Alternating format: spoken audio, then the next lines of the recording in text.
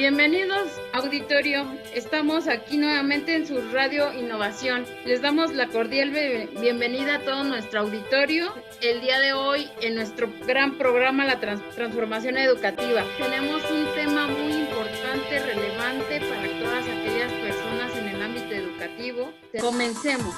En esta ocasión estamos con nuestro tema cultura educativa. Tenemos este tema muy importante para todas aquellas personas que nos han estado solicitando este tema. El día de hoy, pues, aparte de su conductora estrella, Erika, los va a atender 7 expertos especialistas en este tema. Tenemos psicólogos, tenemos profesionales con amplia carrera dentro del ámbito educativo. No se diga más, empecemos. Primero hay que saludar a nuestra área técnica. Tenemos en el área técnica a nuestra compañera Norma y a nuestra compañera Zenia. Hola chicas, saludos, ¿cómo han estado? Hola, buen día, muy bien. Un gusto trabajar con ustedes en esta ocasión. Estamos con ustedes, bienvenidos todos nuestros radioescuchas. Bueno, vamos a darle la bienvenida a nuestros 7 expertos. Tenemos en primer lugar a nuestra experta en el área docente, Erika Nayeli Maldonado, especialista de hace algunos años trabajando en el ámbito educativo. También tenemos a Itzel Alejandra Mora, que está trabajando en la investigación. Tenemos a un experto varón, David Romero, que nos viene a aportar con un tema increíble. También tenemos a Wendolí Ocotitla, con bastantes temas educativos en donde ha trascendido su trayectoria laboral.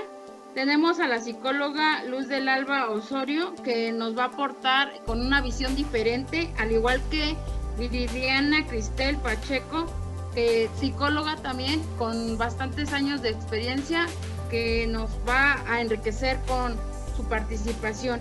Y por último tenemos a Nancy Montserrat Romano, que es también especialista. El día de hoy nos van a vertir sus experiencias en el tema cultura educativa. Bueno, la primera dinámica que vamos a trabajar el día de hoy es el área en los directivos. ¿Qué sucede con todos aquellos actores que están en nuestras instituciones? ¿Cuáles son esas características de un docente y de un directivo tradicional? Nos va a externar su participación nuestra experta Erika Nayeli. Erika, ¿qué nos puedes decir al respecto? Hola, buen día a todos. Pues creo que en primera instancia, antes de hablar de actores tradicionalistas, pues hay que establecer que la escuela, como funciona en América Latina y en buena parte del mundo, tiene un formato que fue glorioso en la modernidad, pero que al parecer está agotado. Sí podemos establecer su éxito y nos enfrentamos a hacer lo posible para hacerlo funcionar, pero no pudimos. Eso es algo inevitable y visible. También hay que recordar que el sistema tradicional no deja ver a alumnos que aparentemente no quieren aprender, docentes que no saben cómo captar su atención, directivos que no pueden gobernar la institución y padres que ya no acompañan a sus hijos. Todos componen de cierta manera la crisis que se vive con distintos niveles de intensidad que afectan a la escuela en gran parte del mundo. Pero creo que es importante establecer que los principales desafíos a los que la escuela ha de responder en los países avanzados han sido la pérdida de ese monopolio que tradicionalmente tiene la información, porque es obvio que hay más información fuera que dentro de la escuela, y multiplicidad de valores que imperan socialmente y que lo hemos visto reflejados en la misma diversidad conceptual del mundo y la vida de sus profesionales, que resulta determinar un modelo educativo que satisfaga todas las expectativas de las familias y del conjunto de la sociedad. Por eso creo que, lejos de establecer que es un actor tradicionalista, todos en conjunto han formado una serie de escuela que ha sido obsoleta. ¿Por qué? Porque nos enfrentamos a las determinantes donde una relación entre escuela, familia y sociedad ha cambiado. No podemos hablar y definir qué es un actor tradicionalista cuando nuestro propio sistema nos ha dado la explicación de que los docentes han superado muchas barreras y que estamos enfrentando grandes cambios. ¿Por qué? Porque la escuela tradicional era más exclusiva y dejaba muchos sectores de la ciudad fuera, y que en las últimas décadas debemos ver que avanzó.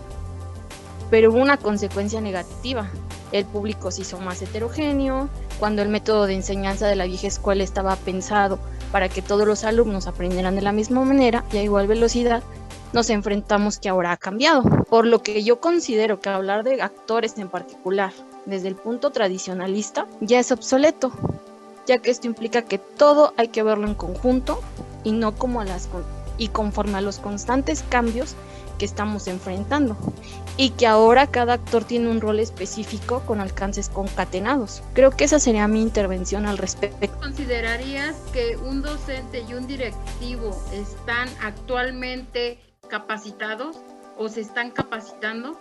Deberíamos estar en esa constante capacitación, pero creo que hemos dejado y hemos perdido de vista ese punto medular. Hemos perdido el objetivo de decir que todos nos debemos coadyuvar para poder llegar al punto específico que es una educación de calidad. Bueno, en esta ocasión pues ya tenemos la participación de Itzel Alejandra, nuestra experta sobre el centro escolar tradicional. ¿Qué nos puedes decir, Itzel, sobre esta parte? Ok, buenos días a todos, un gusto estar con ustedes en esta transmisión. Pues con respecto a ese tema, yo podría considerar, lo primero que hay que saber es qué es un centro educativo. ¿A qué nos referimos con centro educativo? Si nosotros nos vamos al concepto básico, podremos decir que un centro es un lugar en donde se reúnen personas con un cierto fin, hacia donde van a llegar a una determinada meta. Y educación lo entendemos entonces como el proceso de socializar en los individuos, en donde se recibe, se asimila, se aprenden conocimientos y además se adquiere una conciencia cultural y conductual. A eso nos referimos con centro y educación. Si juntamos estos dos conceptos, podemos decir que entonces es un espacio físico en donde los individuos, o en este caso los alumnos, ingresan con la finalidad de adquirir educación, pero no solo aprendizajes, sino también situaciones emocionales, hábitos, acciones sociales, etc. Para saber qué es un centro educativo tradicional, nos tenemos que basar en dos aspectos importantes, que es la infraestructura y también lo que se conoce como el modelo de enseñanza y aprendizaje. Un centro escolar tradicional, entonces, cuando nosotros nos dicen ese término, nos vamos en nuestra mente e imaginamos que es una estructura en donde existen las personas esenciales de un centro, maestros, directivos y hasta ahí, ¿no? Una infraestructura en donde está el pizarrón tradicional, las bancas ordenadas, donde los niños son ordenados y organizados en filas, no hay tecnología, donde no hay otra cosa más que maestro-alumno, ¿no? Docentes en donde el escritorio siempre está al frente y no en otro lado, no lo podemos poner en otro lado porque esa es la tradición en un centro educativo tradicional.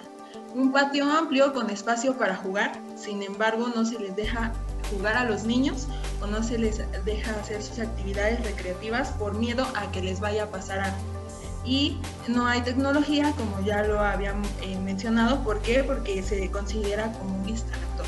Entonces, cuando nosotros nos hablan de un centro educativo tradicional, eso es a lo que nuestra mente se imagina, donde los actores son básicos y no hay nadie más que alumno-maestro. Y también tenemos que hablar, cuando nos referimos a eso, a un modelo de enseñanza, en donde un profesor es el que siempre está dictando, el que siempre está transmitiendo conocimientos sin dejar que los alumnos hagan su parte. Se considera al alumno como una página en blanco en donde nosotros tenemos que llenarlo de información. A eso nos referimos con centro. Entonces, Itzel, ¿tú nos pudieras decir si seguimos con estos centros educativos tradicionales en nuestra actualidad? Esa es la pregunta. ¿Seguimos con estos centros? Sí y no. ¿Por qué? Porque tenemos ciertas cosas que venimos arrastrando de hace tiempo todavía, sin embargo que son útiles para nosotros. Por ejemplo, hace mucho en un centro educativo la memorización era primordial.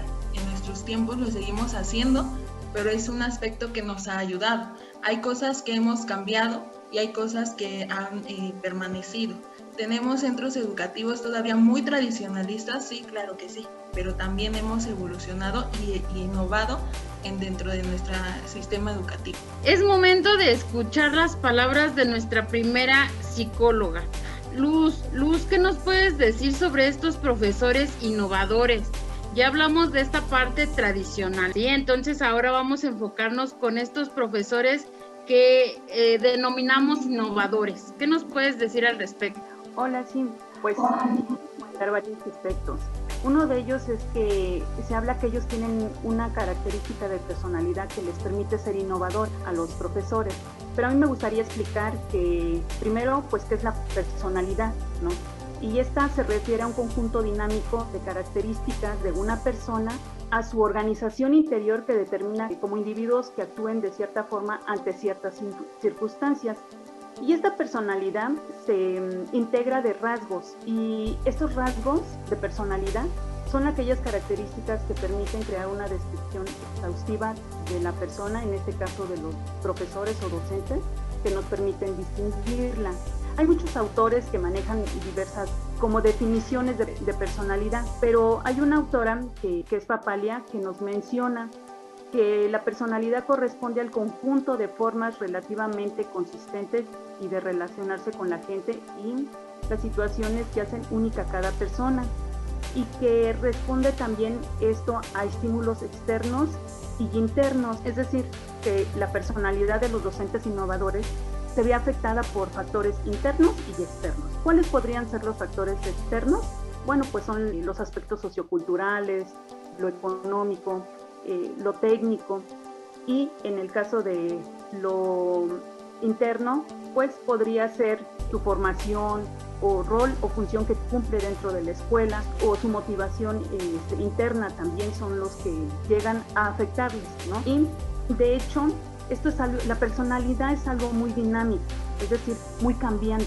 Y bueno, se hace una prueba, se aplica una prueba en Chile, en donde es del inventario de personalidad, se aplica a ciertos profesores y se descubre que ellos obtienen una puntuación muy alta en esta prueba que los distingue, y entonces esta prueba nos enseña sus rasgos de personalidad de estos profesores. Se veían que son resistentes, metódicos, planificadores, que tienen autonomía, orden, que son docentes con ciertas actitudes como autonomía, independencia, libres, rebeldes, un poco desafiantes, que les permite ir innovando, ¿no?, cada vez más en su práctica educativa. También me gustaría comentar que los docentes a lo largo del tiempo, yo creo que siempre han existido. Esto ha permitido que cada vez se utilicen diferentes métodos de práctica educativa y nos permite ir cambiando y mejorando y haciendo mejores intervenciones educativas. La personalidad es dinámica, esto permite que se pueda cambiar.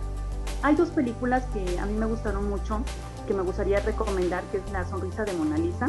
Es una película que habla sobre una profesora que transforma la visión que tiene de la vida y de la sociedad en una época donde la mujer, pues nada más su aspiración era casarse y formar un hogar, ¿no?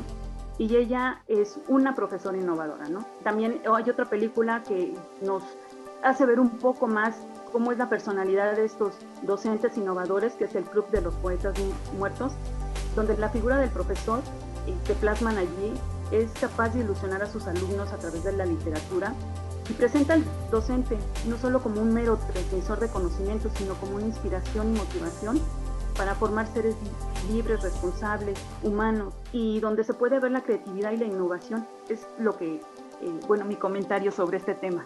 Bueno, es el momento de nuestro sociólogo David. El día de hoy nos va a hablar de la evolución de esta sociedad. David, ¿cómo era el papel del estudiante en la sociedad tradicional y en la actualidad en el marco de la sociedad del conocimiento?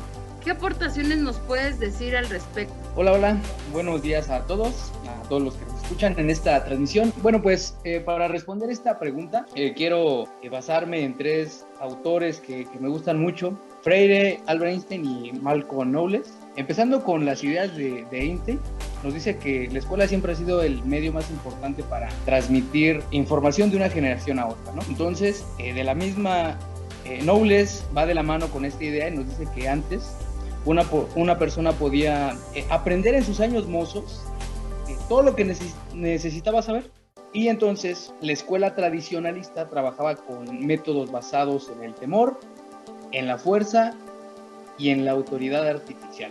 Esto es prácticamente de lo que se compone la educación tradicional. Pero estos procesos ¿no? Tradicionales destruyen los sanos sentimientos, la sinceridad y la confianza.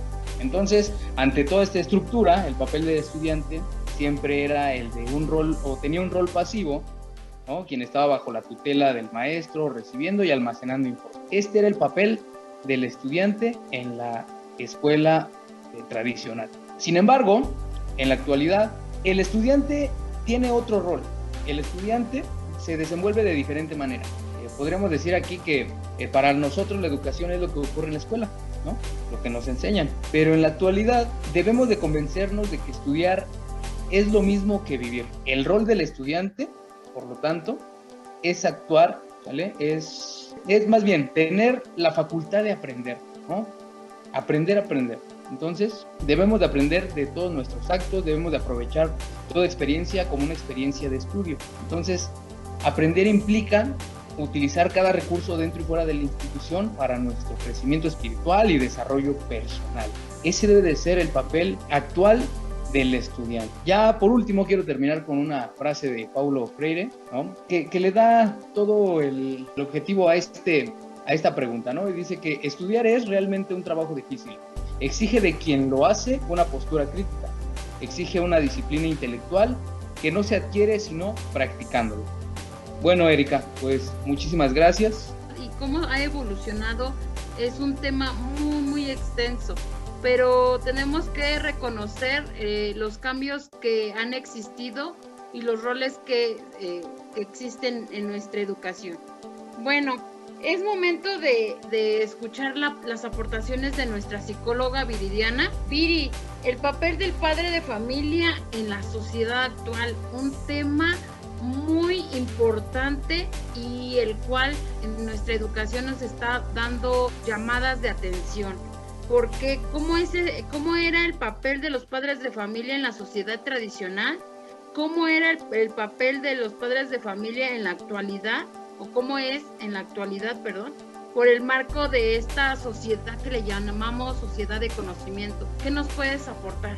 Claro que sí, Erika. Muy buenos días a todos los expertos y a todo el auditorio que nos escucha.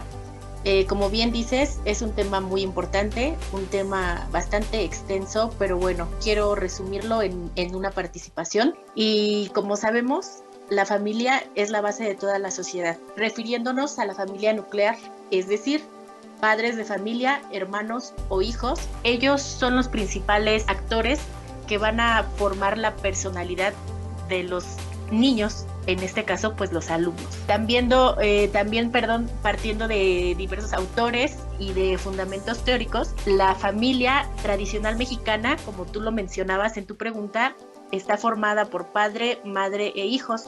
Y bueno, no es otra cosa más que una constante fuente de valores y tradiciones.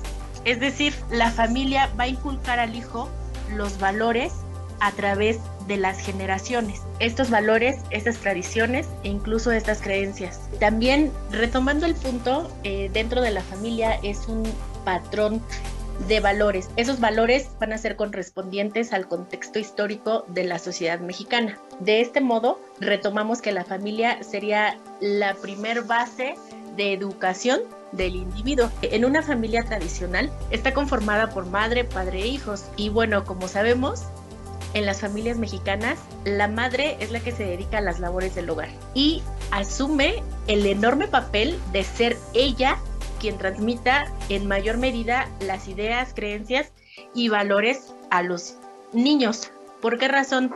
Porque el padre de familia trabaja y está fuera de casa la mayor parte del tiempo. Posteriormente, los hijos demostrarán e intercambiarán estas ideas, estas experiencias y estas costumbres al momento de socializar cuando asistan a una escuela. También es importante que tanto la familia como la sociedad y en todas partes existen reglas que los individuos estamos obligados a cumplir.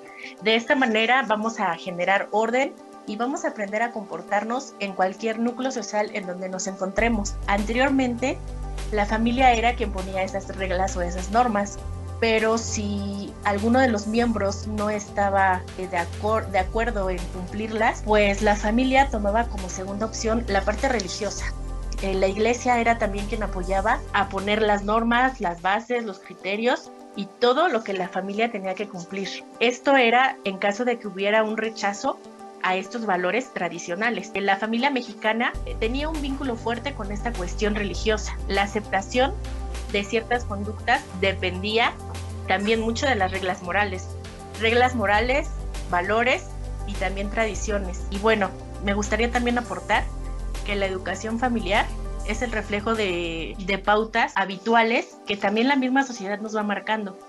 Los padres actualmente son intermediarios, es decir, ellos están en un punto medio entre lo que los niños aprenden en la escuela y también en la casa. Y bueno, para finalizar mi aportación, me gustaría dejar una pequeña reflexión que yo creo que puede servir a los padres de familia que nos están escuchando, a los expertos, ¿no? Por ejemplo, en casa se educa, pero en la escuela se enseña. Es decir, el niño va a reflejar en la escuela lo que aprende desde casa. Gracias. Qué valiosa finalizas, Viridiana. Muy bien, creo que es la parte fundamental que los padres de familia deben de aportar y enriquecer y recordar siempre. Tenemos nuestra experta, Nancy, ¿qué nos puedes decir? Es un tema muy importante en tu especialidad sobre la visión que se encuentra dentro de la comunidad, cómo tratar esta comunidad, cómo era la percepción de la comunidad con respecto a las instituciones escolares en la sociedad tanto tradicional como en esta sociedad de conocimiento. Hola, buen día a todos los oyentes, un gusto estar en tu programa.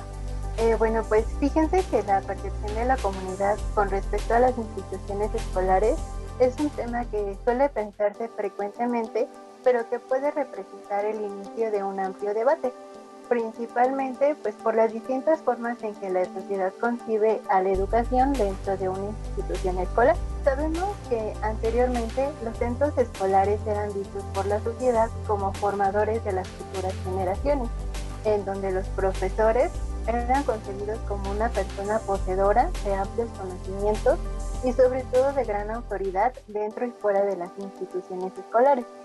Sin embargo, pues en la actualidad esta idea se ha transformado de manera segmentada. Con segmentada me refiero a que una parte de la sociedad aún ve a las instituciones como aquel lugar en el que recae la gran responsabilidad de educar, digamos una concepción tradicional, mientras que otra ha dejado esa idea atrás y ha abierto su mente ante un nuevo principio en el que las escuelas sean verdaderas fuentes de transformación de los educandos.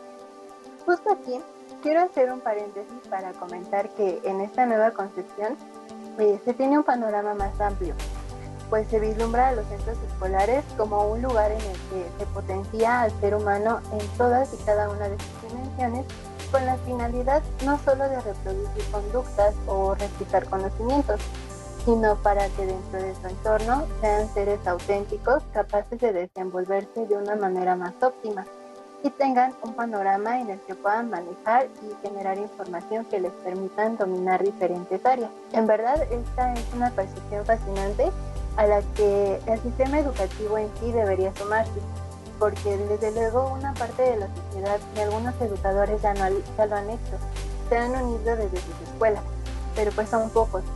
Aún existe esa resistencia, negación, falta de motivación e incluso incompetencia para afrontar los cambios, precisamente pues porque rompen algo que se ha propuesto desde hace mucho tiempo atrás y que lastimosamente ha sido replicado una y otra vez por generaciones completas. Concluyo mi participación, Erika, en tu programa agradeciendo ampliamente la invitación y deseando que más personas abran su mente a una nueva percepción de las instituciones escolares, en donde permitan que la educación sea realmente hacedora de cambios, teniendo como base una nueva apreciación y no solo la idea de reproducir más de lo mismo. Hasta luego, buen día. Ahora tenemos la participación de nuestra experta Gwendolí con el tema de la innovación de las instituciones. Wendy, ¿qué nos puedes decir? ¿Cómo es que interviene el director escolar? ¿Cómo puede él apoyarnos para impulsar esta innovación dentro de los centros escolares? Buenos días, es un gusto poder estar con ustedes y hablarles sobre innovación. Dentro de las escuelas, la innovación puede entenderse o convertirse en una estrategia para promover la educación integral que atiende las necesidades de los estudiantes. Por ello, se ha dicho que calidad e innovación van de la mano. Por lo tanto, la innovación educativa debe ser un proceso intencionado que cambie algún aspecto estructural de la educación para mejorar su calidad. Sin embargo, ¿qué necesitamos o qué se necesita para que la innovación dentro de los centros escolares sea factible? Bueno, lo principal es que los directores deben estimular y apoyar el trabajo de los docentes para convertir o para dar paso a los procesos de innovación y afirmar una cultura de organización del cambio dentro de la institución. Estos estímulos representan al mismo tiempo un reconocimiento al esfuerzo y al compromiso y los equipos de los profesores. Es necesario que estos estímulos consten de la siguiente manera: de difundir las experiencias exitosas con sus respectivos autores en todos los niveles del sistema educativo y hacia la sociedad, organizar intercambios y encuentros, así como visitas entre instituciones con experiencias innovadoras. Es decir, que no solo haya esta retroalimentación entre los docentes de la institución, sino que también se busque tener contacto con otras instituciones para poder hablar sobre las actividades que ellos han podido desarrollar y que les han permitido innovar dentro de sus instituciones y lograr precisamente esta mejora de calidad, ¿no?, con los estudiantes. También se nos dice o se nos hace hincapié que es importante invitar a especialistas para que compartan con los docentes y alienten el ánimo para que ellos empiecen a proponer nuevas ideas dentro de los planteles. También hay que entender lo siguiente, que la mayoría de enfoques sobre innovación educativa coincide que no existe un único modelo innovador, sino múltiples innovaciones culturalmente determinadas, y que esto lo vamos a poder encontrar también de acuerdo a lo que nos dice la UNESCO. Es decir, que no tenemos una sola línea por la cual podamos enfocarnos sobre la innovación, sino que existen diferentes modelos innovadores que podemos encontrar y también proponer. Ahora bien, a manera de conclusión, podemos decir, de acuerdo a Mogollón 2013, que la innovación puede suponer una ruptura total con lo establecido, o bien puede ser la consecuencia de sucesivos cambios que se están promoviendo en las instituciones para resolver determinados problemas o situaciones, para dar respuestas a ciertas preguntas que hacen los docentes ante la educación, los procesos de enseñanza y de aprendizaje, las relaciones con los familiares y los alumnos o el liderazgo en las escuelas, por citar algunos elementos. Muchas gracias, Gwendolyn. Es diferente la postura que tenemos al trabajar esta sociedad tradicional y de conocimiento. Bueno, este programa ha sido muy enriquecedor. Realmente les agradezco a nuestros 7 expertos, les agradezco por sus aportaciones, sus puntos de vista. Me han enriquecido en muchos aspectos, no nada más a mí, sino creo que a todos los radioescuchas. Han sorprendido sus aportaciones. Hay algunos donde quisiéramos profundizar, pero bueno, a manera de conclusión de todo nuestro programa, pues puedo decir lo siguiente. La cultura educativa es una temática muy amplia, ya que demanda de una revisión profunda en todo el sistema educativo. Dentro de las instituciones, pues hay un desafío muy grande, que es el promover esta escuela con una autonomía, con una flexibilidad, una democracia, relacionado principalmente a los diversos contextos que existen y estos valores que deben de estar presentes dentro de nuestro nivel educativo. Como bien lo decían, hay actores educativos que son los pilares para fortalecer acciones colectivas, para atender las necesidades que nos plantea no solo el sistema, sino nuestra comunidad y nuestra sociedad en general. Estos actores, sin duda, fungen diversos roles de acuerdo a la época que vivimos. Hablamos de sociedades tradicionalistas, pero también sociedades del conocimiento. Entonces no debemos de quitar de la mano que estamos hablando de épocas diferentes. Estas dos sociedades que el día de hoy de alguna forma pusimos en un ring para contraponer estas ideas, retomemos que es importante algo en ambas sociedades.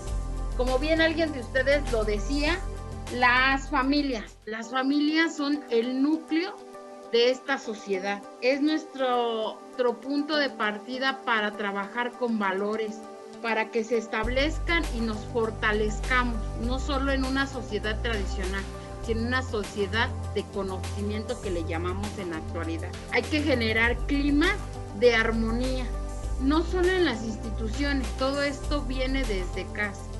Entonces, sin duda, tenemos mucho camino por recorrer, tenemos que fortalecer esta educación, tenemos que hacer una cultura educativa, sin duda, pero desde las raíces. Pues muchas gracias, esto ha sido todo, espero que nuestros radioescuchas se contacten con nosotros, si es algún tema que hay que profundizar, algo que les haya gustado, que no les haya gustado.